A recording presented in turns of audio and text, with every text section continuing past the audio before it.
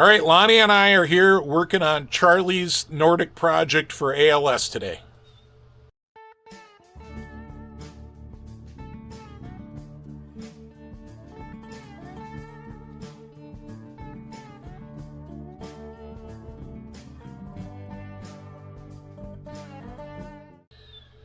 All right, let me show you where we're at. First, I'm going to update you on these other two sleds that are outside right now, or not in this room anyways. All right, so the Ski Doos have been accumulating here, the Nordics specifically. So Greg gave us this one, and I am far from an expert on these, but I believe these are the 1970 skis. It looks like the right belly pan and the right stirrup, but the back end here is a little different, or maybe it's right, it's just missing some pieces that are welded on the other one or something.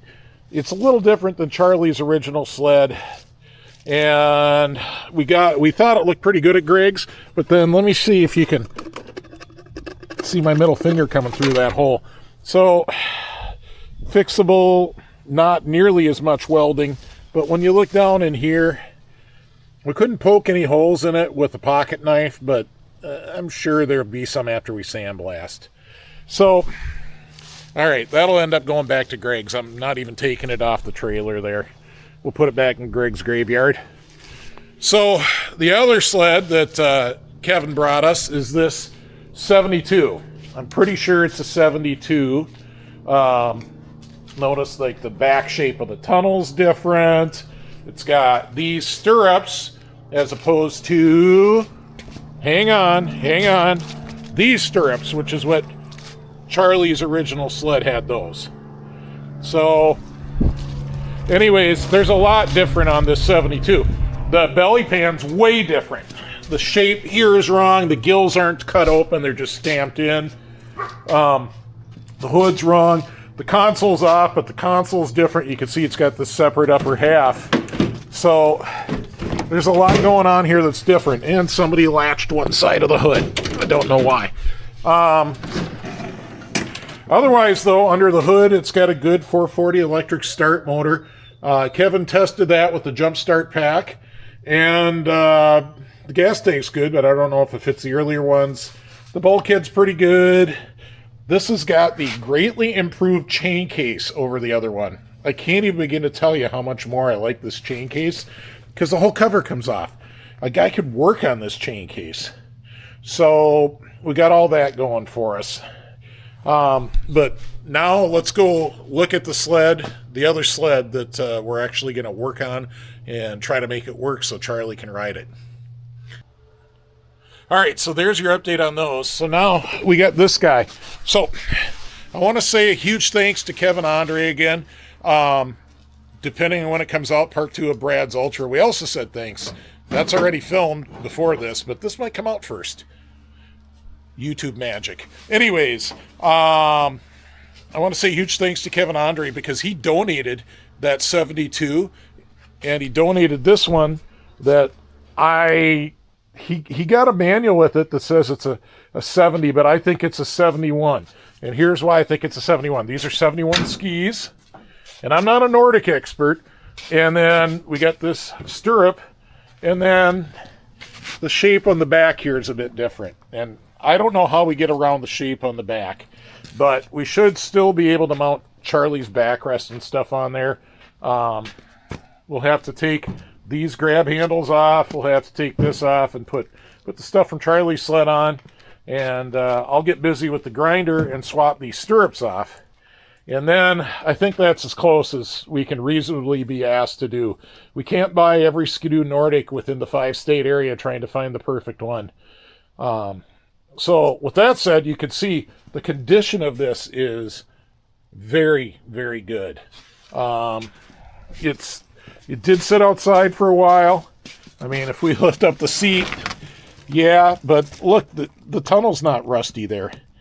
So it did sit out, but we're not seeing any major rust yet. We got to get the gas tank off. The gas tank looks good. We know it holds gas because the gas is super stinky. Yep, it's nasty. It's got a good muffler. This 440 turns over with good compression, and the electric start works. This clutch actually Oh boy, is it stuck? Lonnie, you want to try to grab that and see if you can spin that secondary over? Just grab just the one towards me, the part towards me, and bring the top that way. Okay. Yeah, it does actually. We're going to make that clutch work. So that's good, because I think the one on Charlie's original sled is just rusted beyond belief, just like most of that sled, unfortunately. So there we go. I think we got a workable candidate here, and Lonnie and I are going to strip this thing down today and get it ready for the little bit of metal work we're going to do just on those stirrups, really. And then we're going to send it off to sandblast and paint. All right, Lonnie's out throwing that foam in the woods. So you can see this plywood was just destroyed. But evidence that it didn't sit outside too long is that there's still paint on the tunnel here. Which, for a steel tunnel sled, when the plywood rots out, the top of the tunnel is usually right after that. The electric start battery is back here, which I think is different. And then, of course, we're going to have to use Charlie's backrest because look at that big hole. So, early stuff we're finding. But the console looks like the right style console. And it's a 399E. And it's got a good muffler. We're going to make this one work. Can you read that? That says 71 Ski Doo Nordic, which is exactly what I thought this would be. So that makes sense. Look at this. I think we're going to save this Tillotson, Lonnie. Ooh, hey, look at that. And then we were cranking it over on the electric start, but I just thought I'd show you. This motor's got good compression. So this motor's a winner. But it's got a Tillotson in there that we think is going to fly. It doesn't quite work, but that's all right. We'll figure The button doesn't press in enough to open it. No. Oh, boy. Don't break it. Don't break it. We got another one. There we go. Look at that. Ooh, that's a nice looking carb, actually. I think we're going to make it work, and I'm not seeing any alarming levels of rust under there. So, yes. All right, we're going to rip it down some more. All right, we unbolted the hood and this bracket, and we unbolted this. Lonnie, what's in there? Oh. Lonnie, does that gas smell good, or does it smell bad? You gonna live? Oh, jeez. All right. Let's just take the whole thing out together. Let's take the whole thing. Oh, we gotta cut the fuel lines. Oh, shit! Look at this. It's a freaking. It's a bathtub. All right, we'll cut the fuel lines and get it out. All right, so we're told. Lonnie says Kevin pressure washed this. Kevin says he pressure washed this. So we know the tunnel. We know that that's good because it's holding water. Yeah, the belly pan's holding water, but we're going to do a much needed modification, and yes, my floor is going to get wet.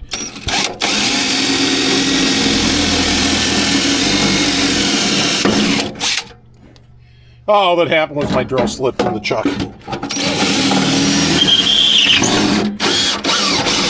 There we go. All right, she's draining now. And we'll probably drill a couple more before we send this thing to sandblast, because otherwise that's just a rust trap right there. Hey, Nutter, what happened? I probably should have drilled those holes outside. Yeah, she kind of peed all over the floor.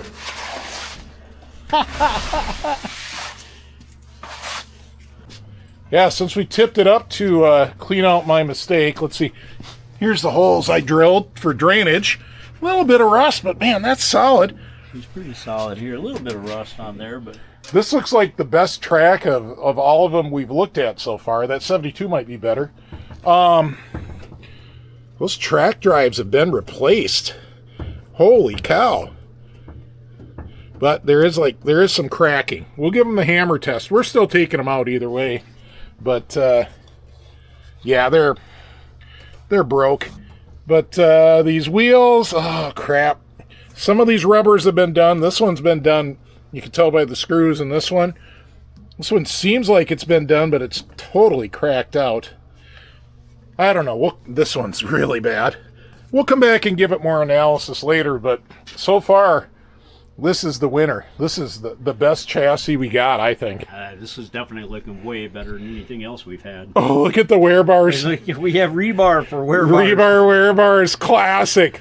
Classic 1970s stuff. This still got the paint on it. Does it have a weld going down the center? Nope, they didn't do the extra weld, or if they did, they wore it completely off. But classic. All right, handlebars are stuck. They are a tapered spline, and this is how I want to try it anyways. Maybe it won't work. Oh, boy. Oh, like a champ. Just like that. All right, we've been ripping her down. You guys have seen that before. But Man, does that thing have... Holy shit, does that have good compression? give her a yank.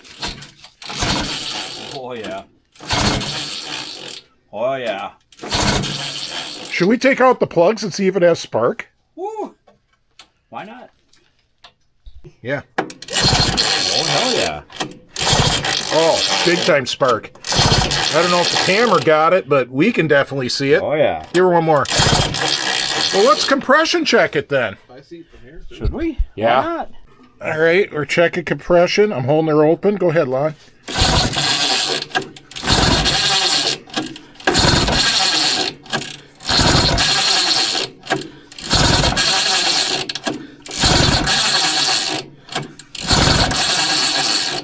It's at least 140. Still climbing, but more than Try good. it again? Give it another one. It's about 140. Yeah. It didn't climb anymore. Right on. Wow. Let's check the other side. All right.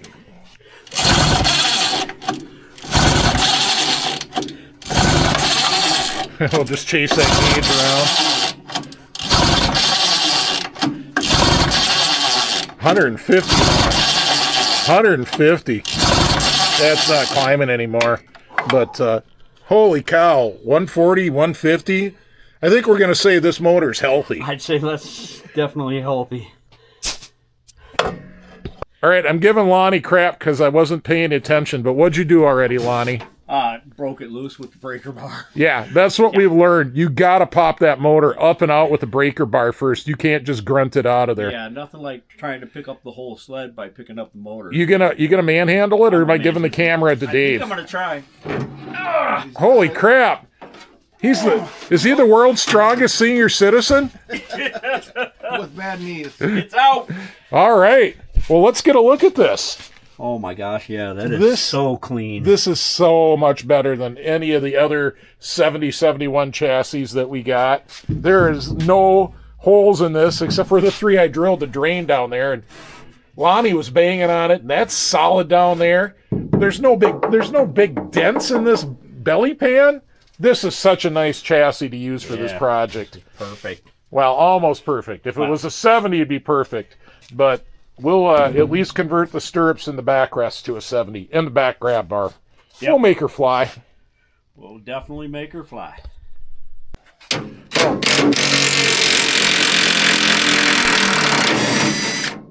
Pure awesomeness. Except for, you know what happens now? What? There's a nut right here, like this. Yeah. And now what? That's going to spin. Yeah, you got to thread it back in and do the other nut first. All right, so we got all the wheels and the back suspension out, and the track is still in, and Lonnie has been itching. Can I take the chain case off now? Lonnie's been asking for a half hour, but I insisted. Take the chain case off. I insisted we do it in this order. So, all right, Lonnie, have at it. Do your chain case. Woo! Yay!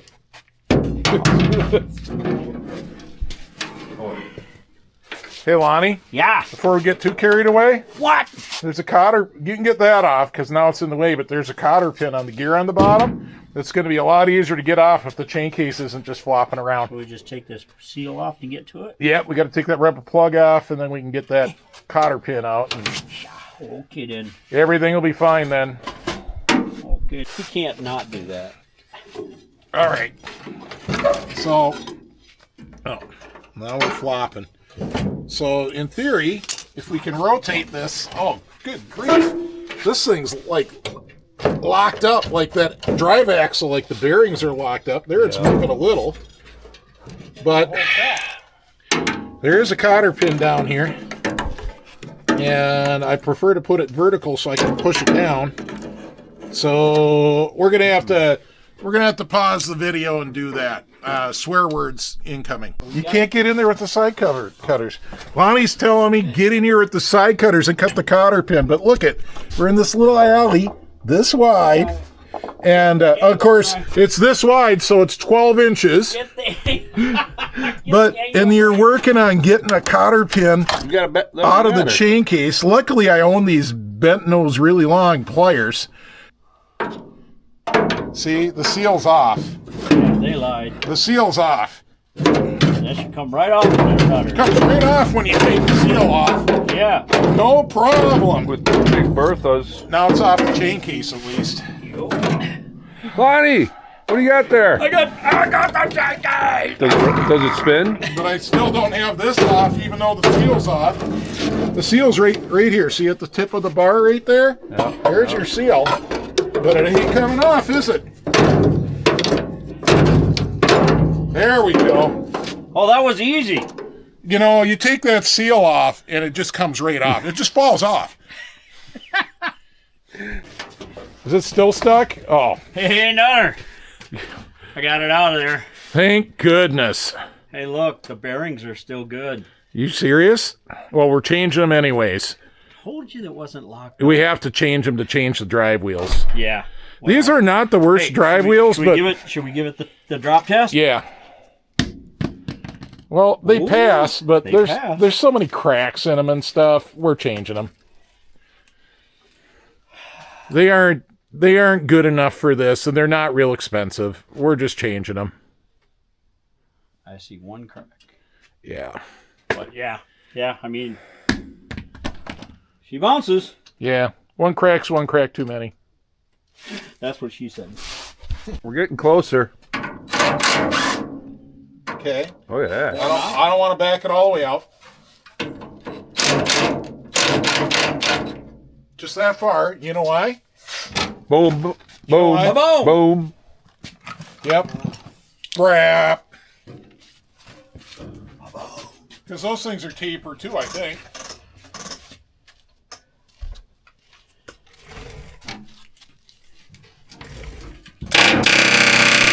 Yeah, popped it right loose. Love it. Yeah, I'd go and say That one that. didn't come loose yet.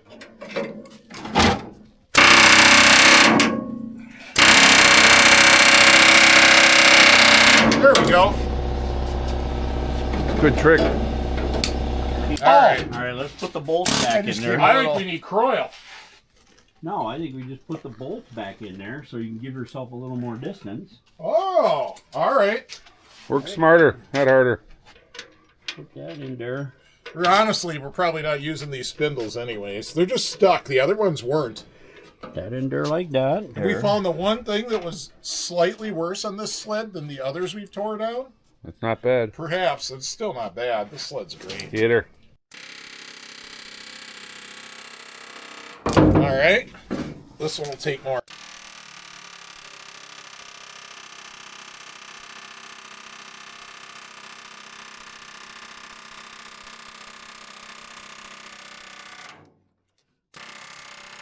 There we go. Almost. Well, now you just push them all back in. Back in a quarter inch. No, they're stuck pretty good, but we'll be able to. Motor mount bolts. Parts.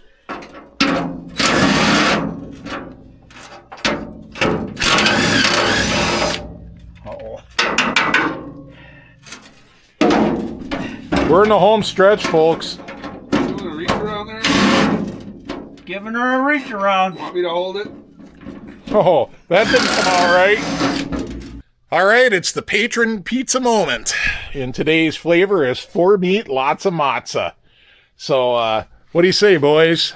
Thanks, patrons. Thanks, patrons. And everybody that gave us a super thanks or sent us a PayPal donation. Thank you. Ow.